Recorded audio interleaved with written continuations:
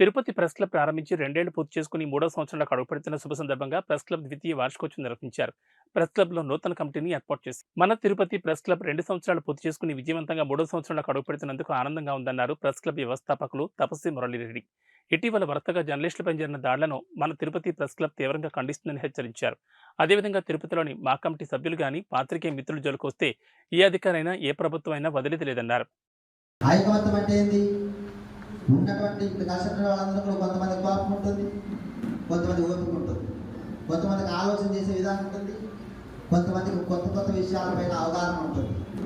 కాబట్టి ఇట్లా అన్ని రకాలుగా ఉన్నటువంటి మనం మన సంస్థను ముందుకు తీసుకెళ్లడంలో, మన సంస్థలో ఉన్నటువంటి సభ్యులు ఎదగడంలో, అదేవిధంగా మన సంస్థను నమ్ముకొని పనిచేస్తున్నటువంటి కుటుంబాలు కూడా మనపైన ఆధారపడి ఉంటాయి.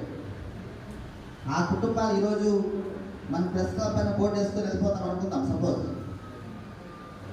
మనకి అయ్యో పాపం వీళ్ళు పేదవాళ్ళకి సేవ్ చేసేటువంటి వాళ్ళే, వీళ్ళకి మనం ఒక పూట అన్నం పెడతాం ఎవరైనా అనుకుంటారా? ఎవరైనా అనుకుంటారా? అంటారా ఎవరైనా? ఈరోజు మన ప్రెస్ వాళ్ళు మనకి హెల్ప్ చేసినారని చెప్పి వాళ్ళు ఎవరైనా ఒప్పుడు పిలిచి అన్నం పెడతారా? కూడా హాజరయ్యి మనం ఏ విధంగా ముందుకెళ్ళాలా, ఏ విధంగా ముందుకు తీసుకెళ్ళాలా అన్నట్టు దీన్ని ముందుకు తీసుకెళ్తారని ఇప్పుడు గౌరవ ప్రెసిడెంట్ గారు మరియు జాయింట్ సెక్రటరీ ఇప్పుడు కమిటీ ప్రతి ఒక్కరి కూడా ముందుకు తీసుకెళ్తారని ఆశిస్తున్నాను. ఇంకా ఇక్కడ కమిటీ సభ్యులు ఎవరైనా మాట్లాడాలనుకుంటే మాట్లాడి, ఎందుకంటే టైం కూడా 1:30 అయింది.